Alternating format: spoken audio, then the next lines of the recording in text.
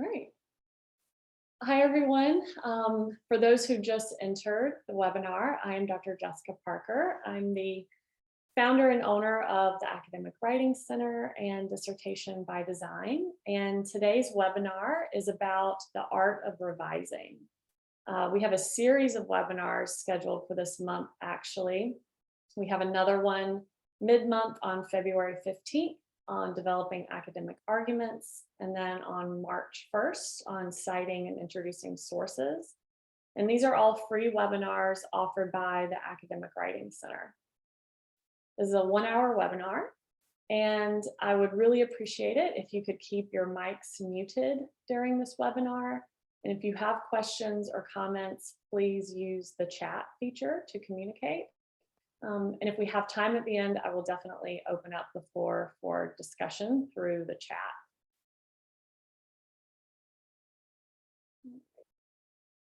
So a little bit about me. I'm sure that there's some familiar faces in here if I'm able to see everyone, but for those of you who don't know me, like I said, I'm the founder and CEO of the Academic Writing Center and Dissertation by Design. I'm a healthcare researcher at heart. I'm an educator. I currently work with Doctor of Health Sciences students at NCPHS University. I'm a reviewer for several prominent journals. Before starting my companies, I was a senior research director at Northeastern University and Harvard School of Dental Medicine. And I've authored 11 peer-reviewed publications and several grants that I've secured. So I know a thing or two about academic writing and the importance of revision in the writing process.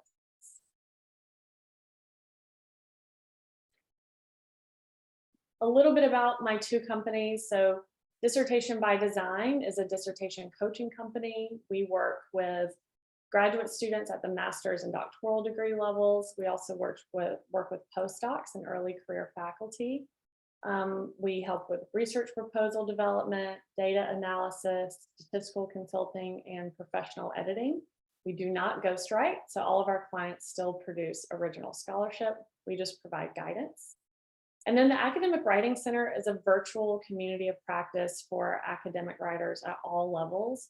We meet at least twice a week for writing workshops and writing retreats, and we even have office hours where you can drop in and meet one-on-one with an academic writing coach.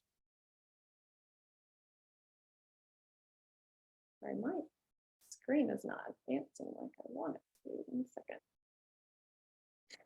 Okay, so here's the agenda for today. We have a lot to cover. We're going to just talk briefly about an overview of the academic writing process, so you can really understand where this aspect of revision fits in. We'll also talk about differences between drafting, revising, and editing, the role of revision in the writing process, how to streamline your approach to revision, and then how to prioritize revisions after you receive feedback. There are a lot of resources that I'm going to share that I'll click on certain websites. I'll also open different PDFs during the presentation. I will share all of these with you along with a recording once the webinar is over. So don't panic, you're not missing anything. We'll share those with you for sure within 24 hours. Okay, so let's get started with this overview of the writing process. I actually recently found this graphic in a textbook on A to Z writing, A to Z academic writing. And it really resonated with me because it shows not only the many stages of the writing process, but also how iterative this process is. And we're not going to talk about all of these different stages today. We're going to primarily focus on, we'll start by talking about drafting, and then we're going to focus on revision, and we'll touch on editing. But I love this because it shows that once you're in the drafting stage, you might go through multiple rounds of drafting and reflection before you even share your work with a reviewer. And then after you receive feedback, you might go through another round of planning and drafting and reflection. And then revision can also go through multiple cycles. So this is indeed a very iterative process. It's why I named this webinar Write, Revise, Rinse, and Repeat, because there's a lot of rinsing and repeating. The only place where this kind of webinar and my approach to editing differs compared to this graphic is the editing and proofreading stage. As you can see on this slide, the authors who created this graphic have editing and proofreading at the very end without going back into the cycle. But if you're a graduate student or if you're a co-author working with a team of researchers, then you're very much likely going to edit and proofread a document before you send it to a reviewer. And so when I talk about editing today, it's very much embedded in this iterative process of drafting and revision. It's not necessarily something that you save for the very end once you've received feedback. I want to start with a poll. So I'm curious to hear from you before we dive in. How often do you plan an outline before you begin writing? Always, sometimes, or never? I'm going to launch this poll. You could just complete it for me really quickly, and then I'll share the results with the group. Ooh, lots of responses coming in.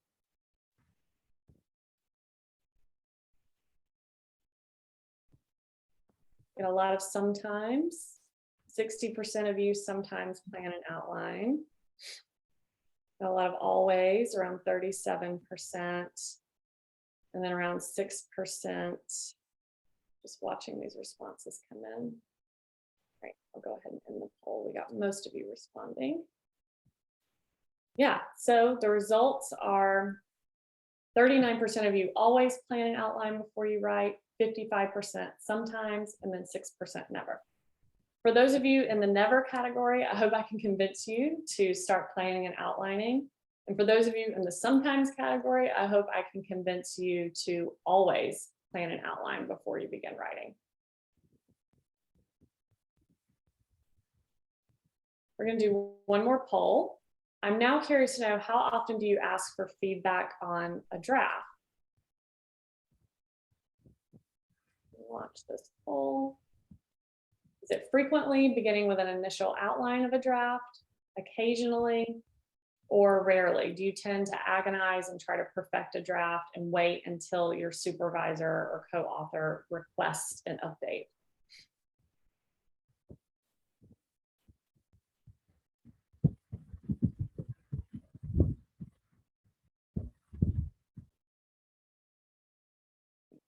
Please come in. Good.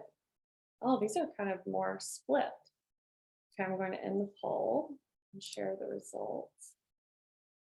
So it looks like about a third of you frequently ask for feedback on a draft. That's great. I definitely recommend requesting feedback early and often. 42% of you are in the occasionally, beginning with a polished draft category, and then 25% are in the category of rarely. You tend to agonize or try to perfect a draft, and maybe you resist asking for feedback. Thank you for sharing that. That's helpful. I'm going to go to the next slide. All right, so definitions. It's important to have an understanding of what these terms are as we dive in today. So drafting can include kind of these two categories of developing an initial draft, focusing primarily on organizing ideas and evidence, and the development of later stage drafts where you're writing complete paragraphs, transition sentences, and guiding statements. There's typically multiple cycles of this, as we saw in that image. Then revision, I want you to think of revision as you're further developing a draft through the clarification of ideas and structure of the text.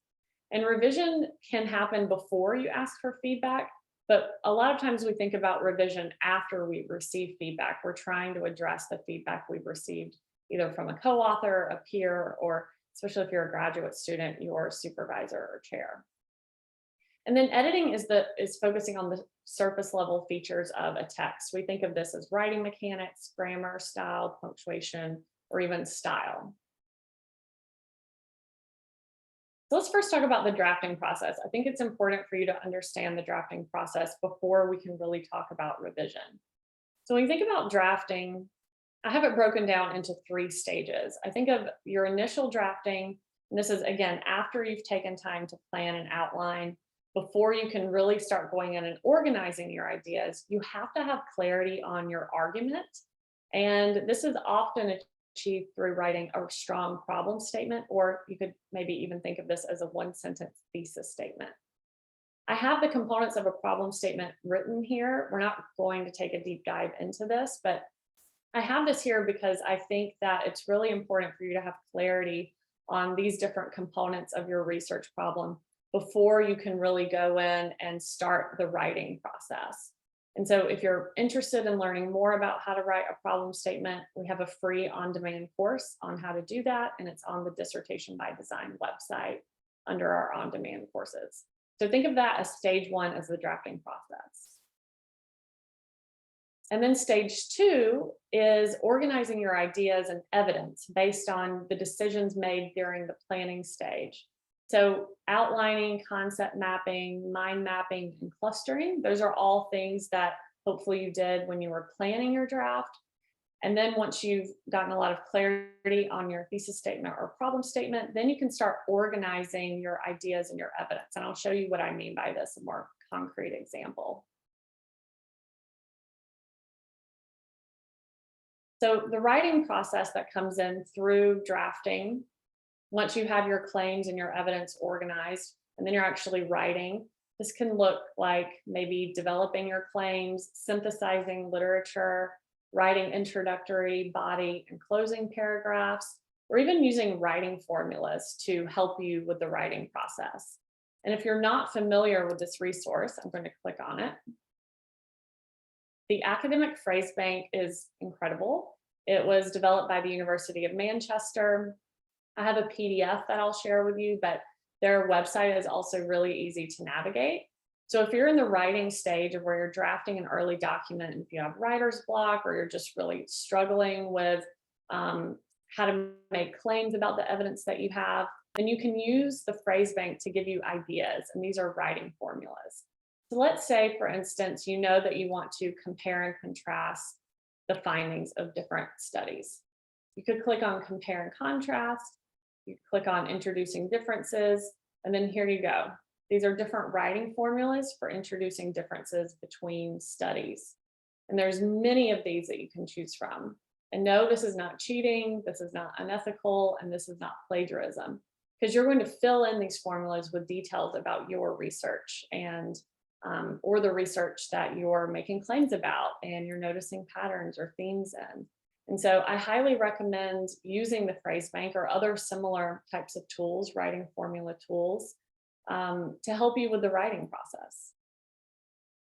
Let's go back to my presentation here. So this is what I meant by documenting your claims and evidence. So let's say that you're looking at different writing formulas, you have an outline of your document, and you're starting to draft your ideas and organize your ideas and the evidence. So in this example of documenting, you could put a claim and then put bullet points of the evidence to support that claim. This could be an initial stage of your first draft. You don't have to immediately write in paragraph form.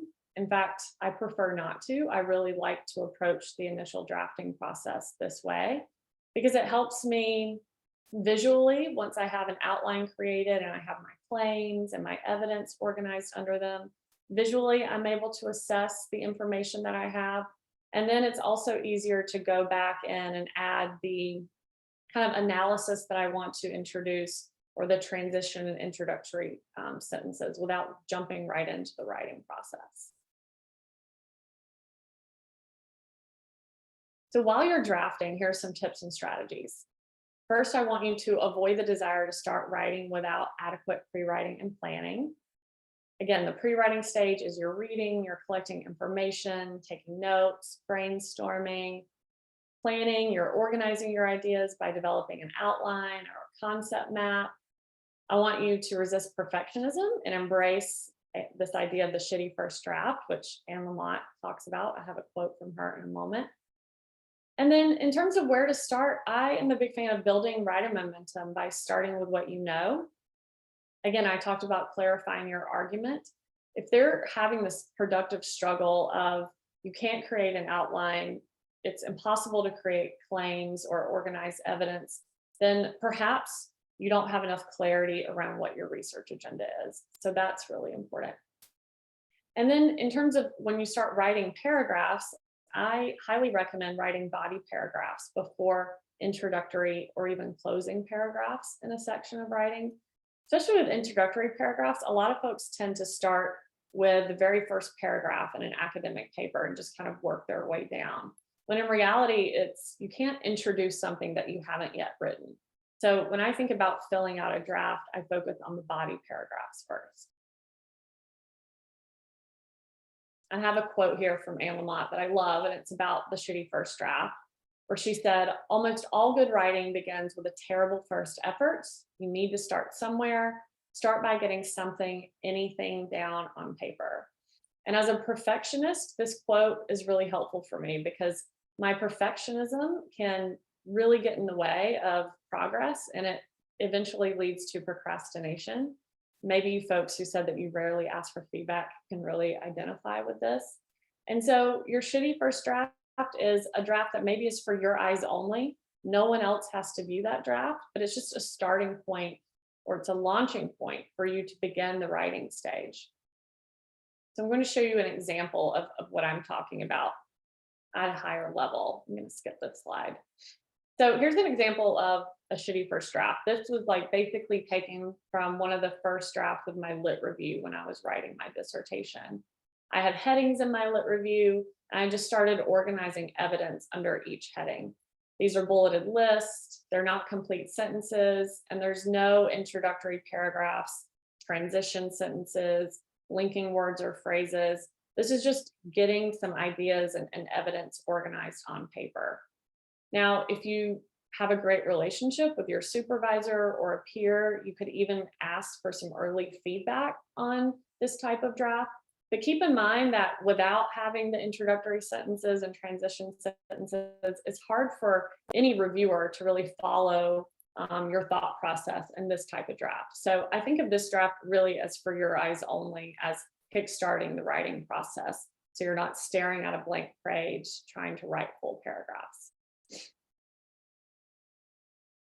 All right, we're going to transition into revision. Veronica, I'm just going to check in with you to see how things are going in the chat. If there's anything we need to address before we talk about revision.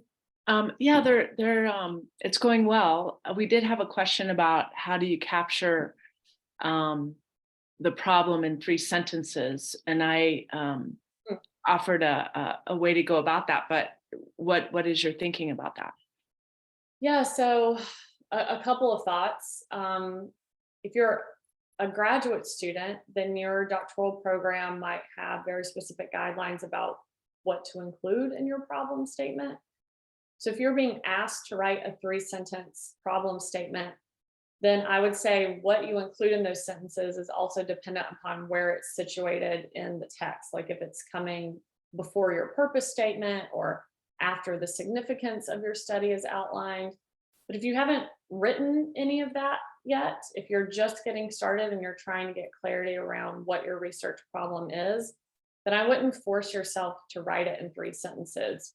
The on-demand course that we have that's free on writing a problem statement is like a 5 to 7 sentence problem statement where you're talking about the context, a brief context, maybe 1 to 2 sentences on context, and then a declarative sentence about the gap in the literature. And we give like a writing formula for that. While blank is known, blank is unknown. And then a sentence or 2 about the significance of the problem. Hopefully that answered your question.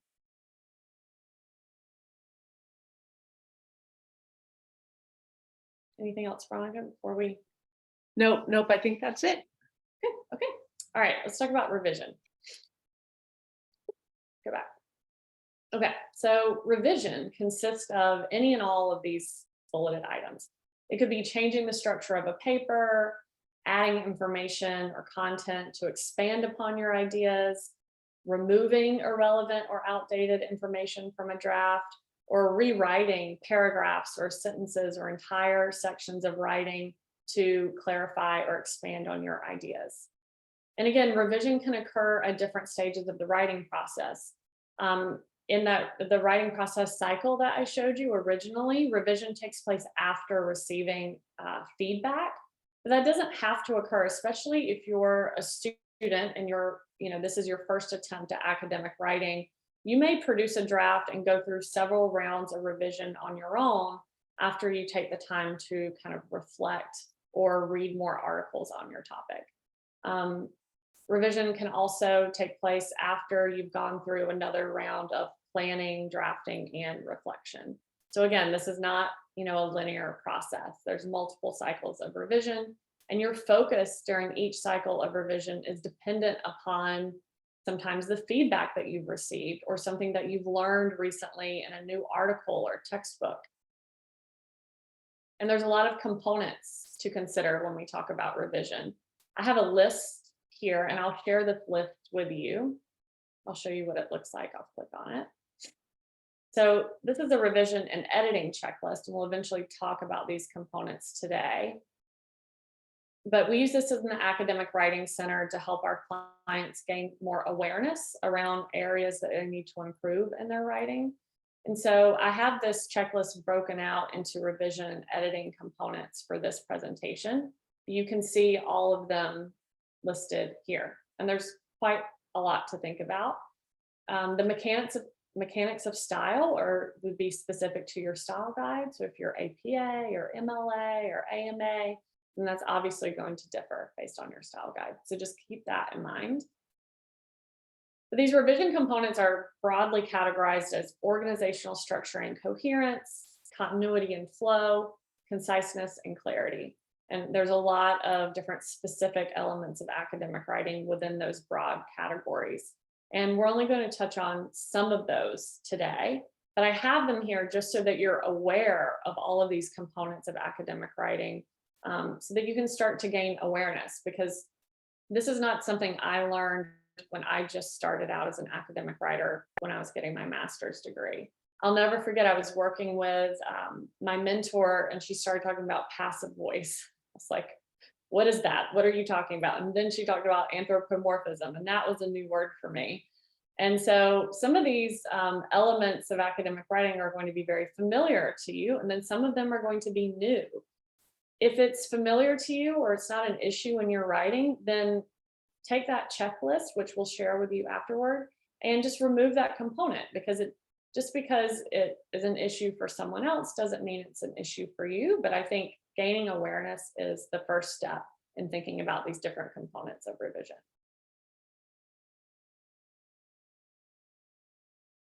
So when we think about revision, I do think there is a way that you can streamline your approach. So I'm going to talk about this from the stance of you've already received some feedback from a reviewer, whether it be a peer, a chair, a supervisor, or maybe a co-author who you're working with. So the first thing I recommend is documenting your revisions in a table or a separate document. I'm going to show you what this looks like. This is a revision tracking table. Let me zoom in. So I have an example here, element to revise, and I'll show you an example of a completed version of this using a document with feedback. But basically, you can use this for your eyes only, so you can keep track of your revisions. You can use it to share with your reviewer. I think it's incredibly helpful for documenting revisions, especially, if you ever get conflicting feedback, or maybe you can't remember when a specific change was made. You can go back to this table and remind yourself of what those changes were. And if you have multiple reviewers, you could even organize it by reviewers. So this could be, like I said, for your eyes only or to share with your reviewer over time. I'm going to show you what one of these looks like completed. But first, you're documenting your revisions, and I have a way to organize them in certain categories. I'll talk about that in a moment. But I think you should group them together based on similar tasks. This is not my idea. It's called task batching. It's very common, especially with time management practices. And task batching increases productivity and reduces multitasking. And there's actually a study by the APA which states that we lose up to 40% of our productivity when we switch gears and adjust to a new state of mind. And so for this reason, I recommend tailoring your revision table based on different categories of revisions, such as all of the feedback related to organization would go together. all the feedback related to content would be grouped together, and so forth. And then you start prioritizing those tasks. And then throughout this process, you are revisiting your overarching argument or thesis statement to make sure that the changes you're making are in alignment with that statement, or that the statement is continually being updated based on what you're learning about your topic. I think this is a PDF. Yeah, so this is a PDF on task batching and time chunking. So I'll share that with you so you get a little bit more information about what that's about.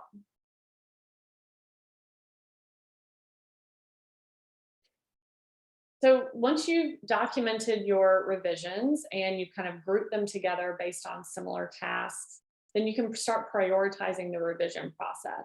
Now, there isn't one right way to do this. This is just a way that works well for me and many of my clients and students. So when we think about the revision process, let's say you've grouped together revisions that need to take place that are considered organizational or structural. Then you would want to tackle those revisions perhaps in this order: at the paper level, the paragraph level, and then the sentence level. And then you can move on to revisions related to content, starting with removing any unnecessary content, adding content, or then connecting content across sources. Now, if you receive feedback, you might only receive one comment about organization at the paragraph level, and so then you don't have to worry about these other levels.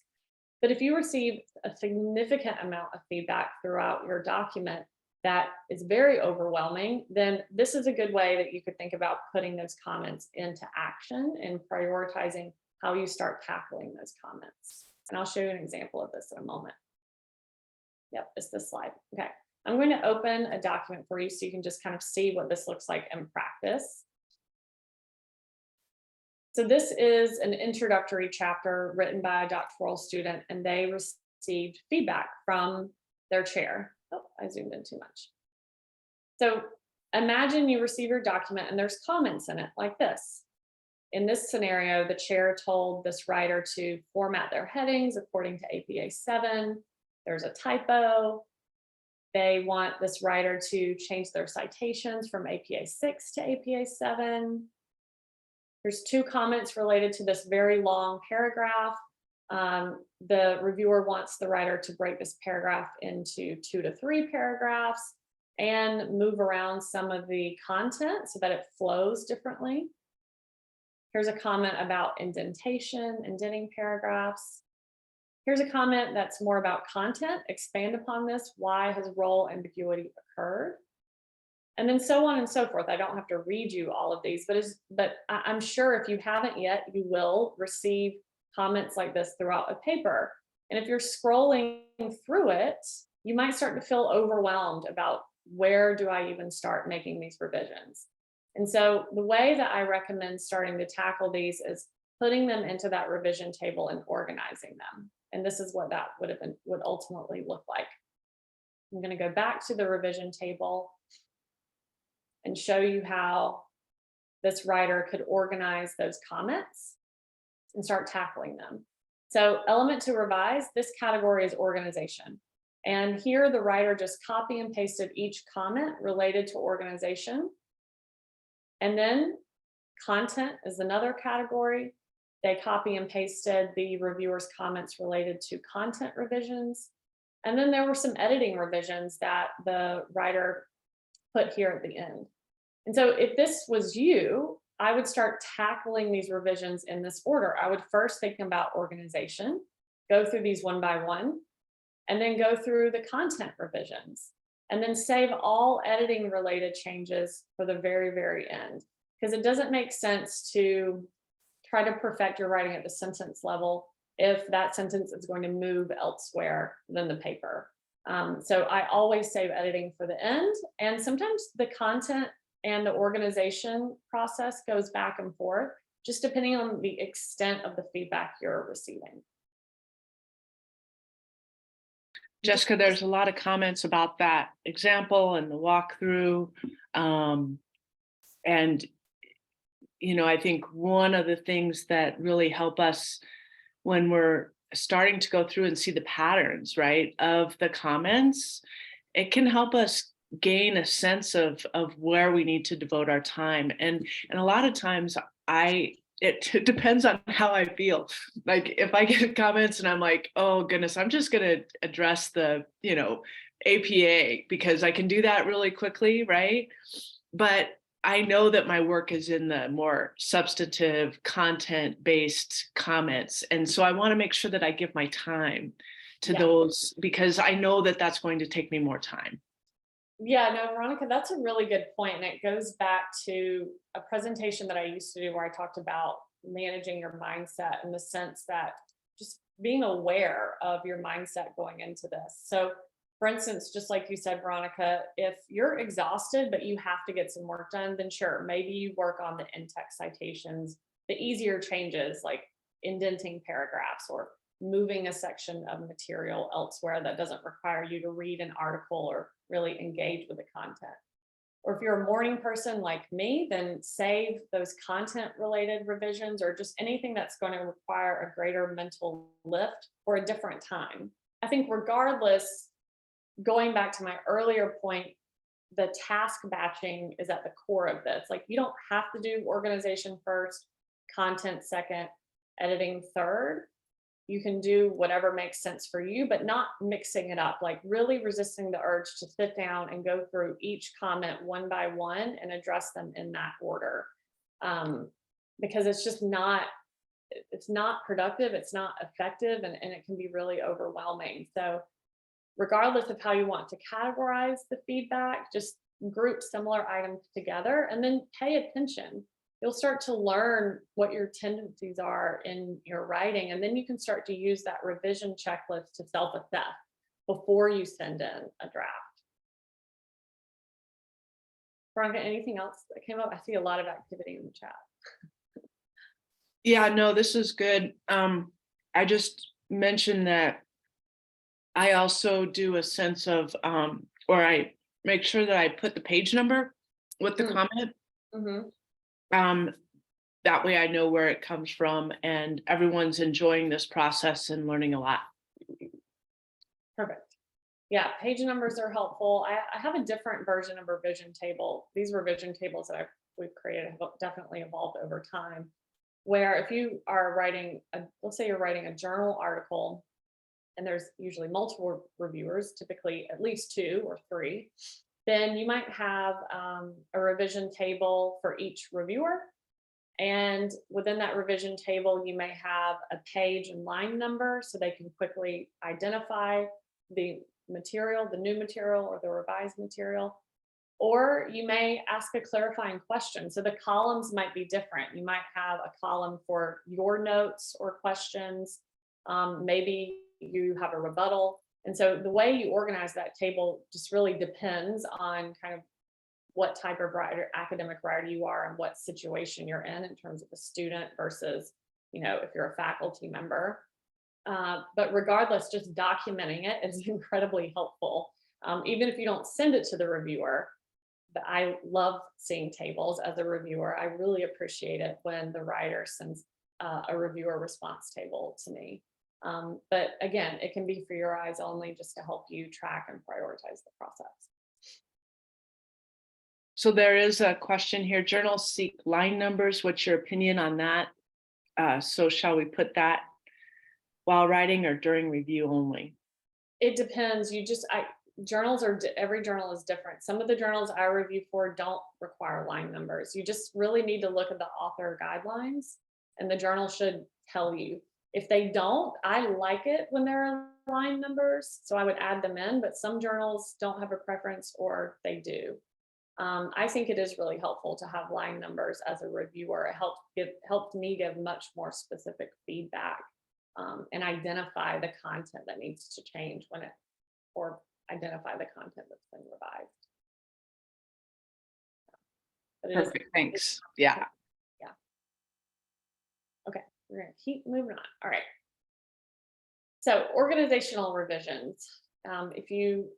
I'm sure many of you can identify with the need to reorganize a draft. I just did a literature review boot camp this weekend, and there was a lot of conversation about internal and external organization. But a lot of times when we think about organization, it's in the planning or the outlining stage. But when you have feedback about reorganizing your text, especially if you're being told, there's poor paragraph unity, I can't follow your thought process, this isn't a logical order of how your ideas are being presented, then you might feel like you have to kind of go back to the drawing board. And so I think a great way to do that is to complete a reverse outline. So for those of you who are not familiar with a reverse outline, I will send you a document. We also have a blog post on it. But basically it's used to examine the component of the paper that's already written to ensure that the main thesis is supported, your ideas are fully developed, your paragraphs are organized in a logical order, and each paragraph addresses a single idea. So the PDF that I will send you looks like this. I'll go ahead and pull it up for you. So there's steps on how to create a reverse outline, how to use it, and there's even a table that shows you how to follow the directions basically in the first several pages of the PDF. And if you've never made one of these before and organization is not your strong suit, then I highly recommend giving it a try. I think it's quite frankly like a life-changing strategy for organization and academic writing. And again, I'll do that PDF, and I have a blog post on this on the Academic Writing Center website. Jessica, just real quick, I think the reverse outline really puts the power in our own hands to start making some critical decisions about the content that we're putting forward and the organization that we're using to present that content. And I think it can be very empowering to know, no, I think this goes down here and here's why.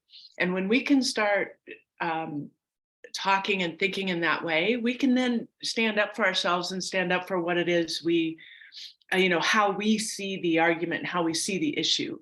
Yeah, I think that's a really good point. It is very empowering, and it gives you, again, a plan of action when you feel overwhelmed, especially if you're reorganizing, like a 40 to 50 page lit review. That feels, just saying that out loud feels overwhelming and daunting. And so a reverse outline gives you like a plan of attack, so that sure, maybe you have to start with a blank page with new headings and strategically pull in your previously written material into the new outline, but the reverse outline is a tool to help you do that, and to see the structure of your paper from a slightly different lens, where you're not getting lost in all the content details. I'm looking at the time, still have a lot to cover. Okay, so content revision. So let's just imagine you've completed a reverse outline. This is just kind of the order of these content revisions that I like. It just helps me make sense of all of this, because there can be a lot to tackle when you think about revisions. We just talked about all those different revision components. So the first thing I like to do is remove content. If there's something that needs to be deleted, just go ahead and get rid of that. And then adding in missing content, expanding upon existing content. You might have to go back to reorganization when you're doing this. And then once kind of everything is in its place, you're done adding or removing content, then focusing on like the conciseness and the clarity of the content, your transitions, or even your reporting verbs. And so I have a handout that I think is helpful, transitional words and phrases, and then reporting verbs.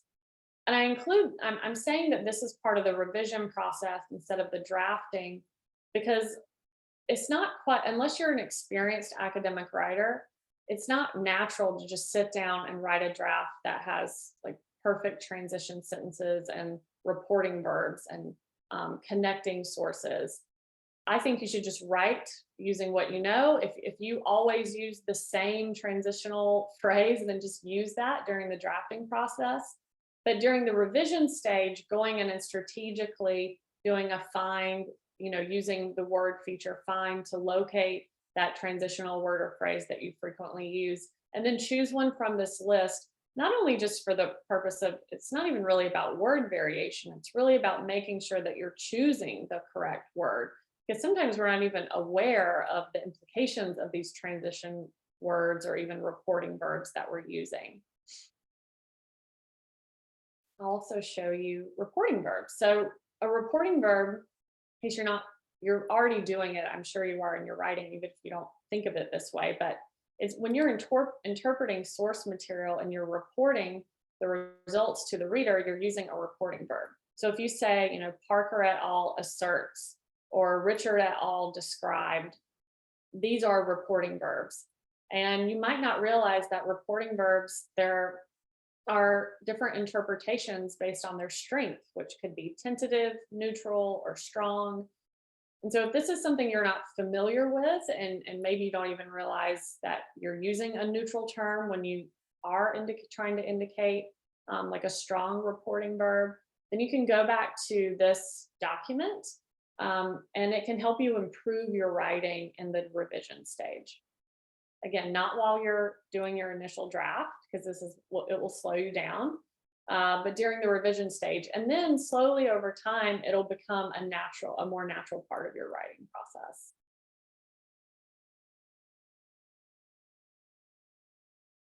So when we think about conciseness and clarity, there's a lot to break down here. Wordiness and redundancy, sentence and paragraph length, tone, colloquialisms and jargon, logical comparisons, and even anthropomorphism. So I have a lot of resources in this part of the presentation for each of these. So when we think about when we're revising for wordiness and redundancy, there's a lot of strategies for eliminating wordiness. Oops, sorry, my mouse is sensitive. So I'll share that resource for you. And again, this is on that checklist. So if you don't have a problem with wordiness and redundancy, then maybe that's not on your checklist. But I can always guarantee you, if you're writing a journal article and there's a strict word count, then this is something you're going to have to focus on during revision. And so there are different strategies for eliminating wordiness and redundancy. So I'll share those with you in a PDF. There's also sentence and paragraph length. I have 2 resources on this. I think it's interesting to note that passive voice leads to longer sentences. So if you're prone to passive voice and you're also struggling with your word count, just transitioning to active voice can lead not only to shorter sentences, but also a lower word count. Tone is important. Academic writing is obviously a more formal or even sometimes semi-formal tone compared to conversational writing. And it's important based on your field of study and your discipline to think about who your audience is and the attitude that you're conveying to your reader.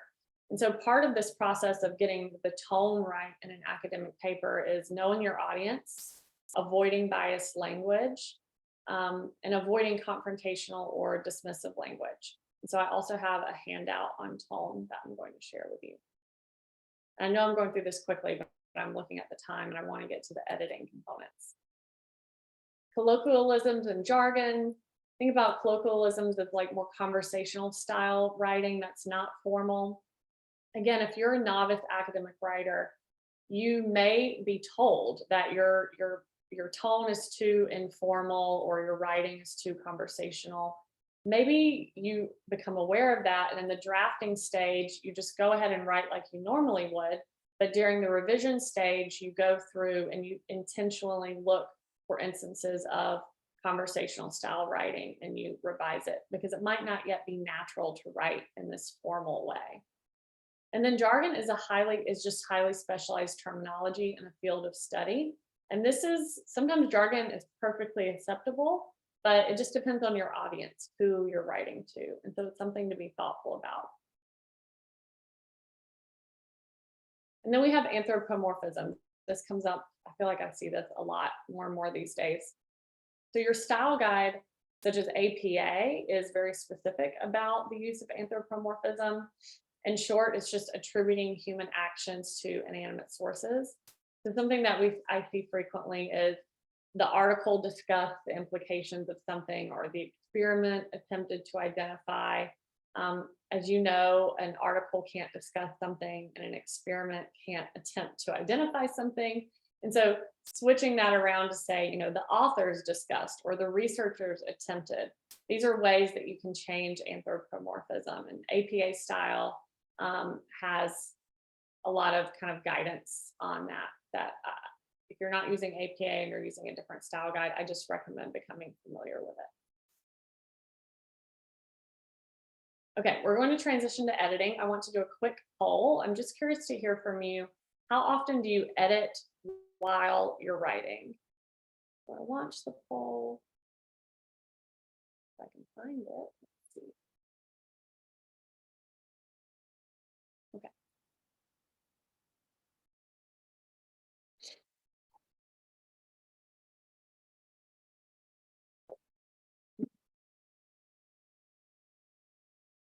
As always, sometimes.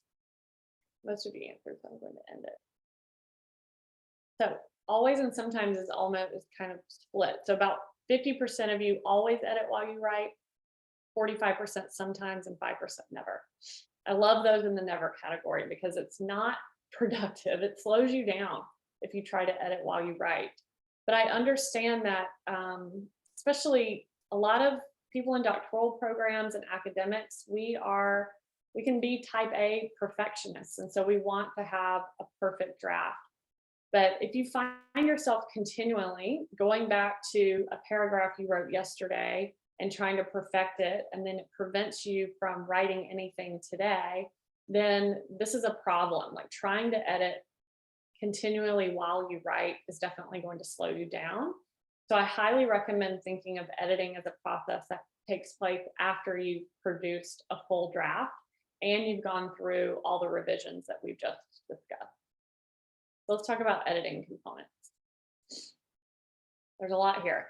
There's grammar, think about verb tense, active and passive voice, pronouns, sentence structure, dangling modifiers, parallel construction, and then all these different mechanics of style, which are specific to your style guide. So like APA 7 is very specific about their headings. A lot of people think about their style guide as just maybe headings and in-text citations and the reference list. But that is not true. APA 7 is very specific about punctuation, hyphenation, capitalization, italics, abbreviations, the list goes on. So become familiar with your style guide and just make reviewing your style guide a part of the editing process before you submit a draft. So different editing tips and strategies. This is a big one. Reading your paper aloud. This is incredibly helpful for picking up on like awkwardly worded sentences that your reader will likely also kind of get caught up in. These sentences that interrupt the flow of the writing. It's easier to catch those when you're reading aloud. Keep your style guide handy. Use a reference management software such as Citavi or EndNote or RefWorks. I'm a huge fan of Grammarly Premium. Grammarly Premium is something I use every day, quite honestly. There can be user error. You can't just go through and accept every suggestion. But what I think it's incredibly helpful for is developing some awareness around these areas of improvement in your writing. And then self-assess with a checklist, like the one that I showed you earlier. And I'm also going to share that with you after this session for the recording. Phew, I got through editing. Okay. Before I dive in to talk a little bit about the Writing Center, is there anything to touch on in the chat, Veronica, that you think would be helpful? There was quite a few comments on the, revising while editing while we're writing. Mm-hmm.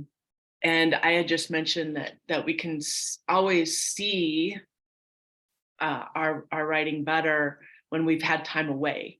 Yeah. So perhaps, giving ourselves a rule of don't go back and edit until I've been away for a while or something like that, to where we don't get stuck, because I even find myself sometimes leaving blanks when I can't figure out the word that I want. I just leave a blank line underneath and then I go on, because especially if I'm on a roll, I don't want the words to get in the way of my thinking.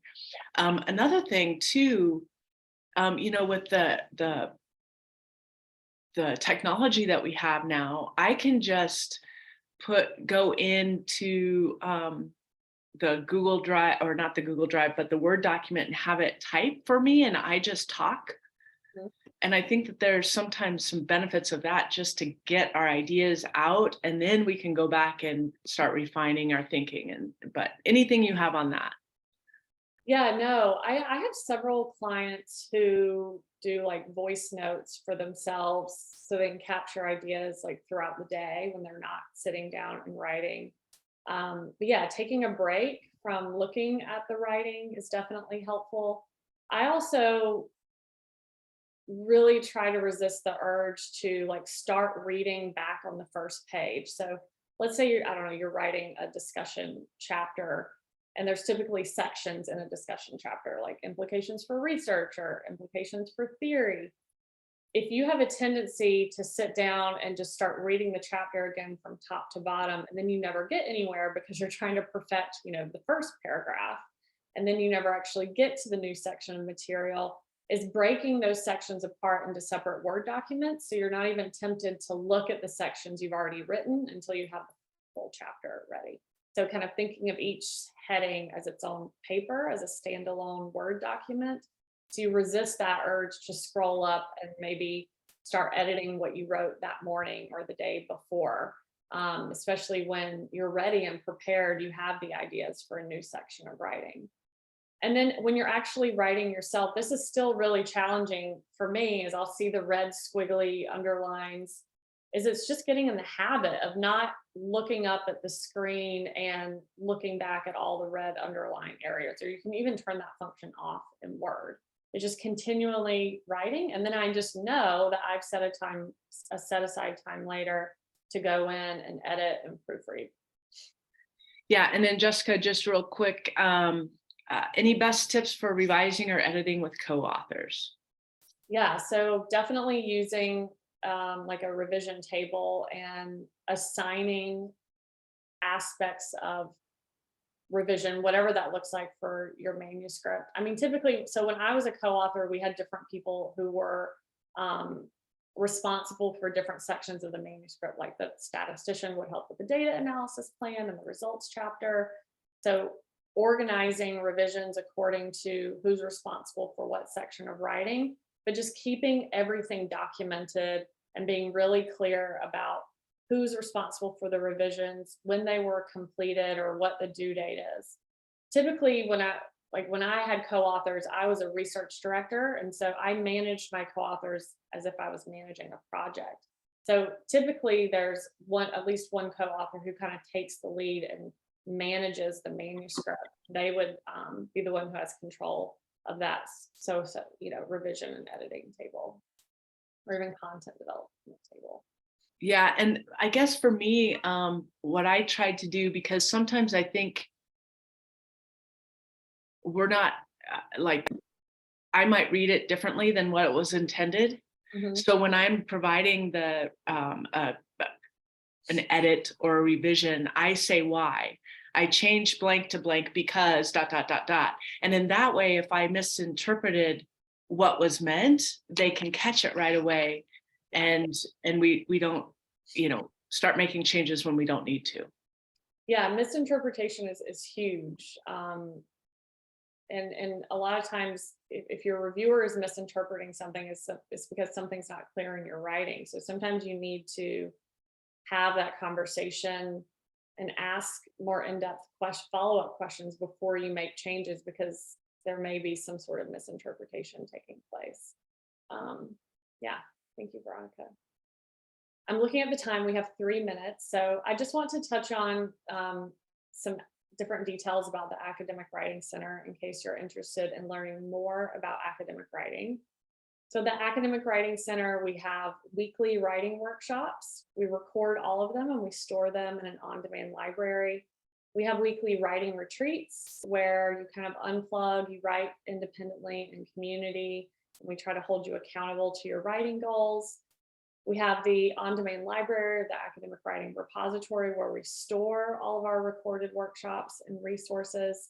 And then you can also get one-on-one writing support by meeting with a writing coach. And we also have writing coaches who specialize in English, like working with English language learners. And in case you're curious, this is what our on-demand library looks like. You would have access to this as a member. I'll skip over that for the purpose of time. But these are some recent and upcoming workshops and retreats. We talked about how to write an abstract in January, how to use a writing formula. This month, we're talking about paragraphing using the meal plan structure, scholar wellness, developing counter arguments, citing and introducing sources. We have writing retreats each week, and then we have office hours, usually twice a week, where you can do a drop-in session with a writing coach. And that's all included in the price of your membership. And so the special offer for this webinar is it's $99 a month, but you can get your first month for $29. And that's unlimited access to workshops, retreats, and office hours. And there is the promo code. And I'll also send out this promo code after I share the recording and the resources for today's presentation. Yeah, 1:20, I ended 2 minutes early. Any questions, anything else that we want to just touch on? I'll just send to ask office hours. So office hours are scheduled right before a workshop or a retreat. And it's an opportunity, it's very small groups, so you have to sign up, where 4 people at the most can drop in and meet with the writing coach one-on-one. We're basically trying to recreate the university writing center model, but in the cloud virtually. So you don't have to make an appointment, you just sign up for the office hour, and then you drop in and you can share your draft with a writing coach and get real-time feedback. And that's all included in the $99 a month. Okay. All right. Perfect. A minute early. I had so much information to share. It was a lot, but it was good. Good feedback. Thank you everyone for being here. Thank you so much, everyone. Hopefully you'll join us for our next webinar on the 15th. Take care.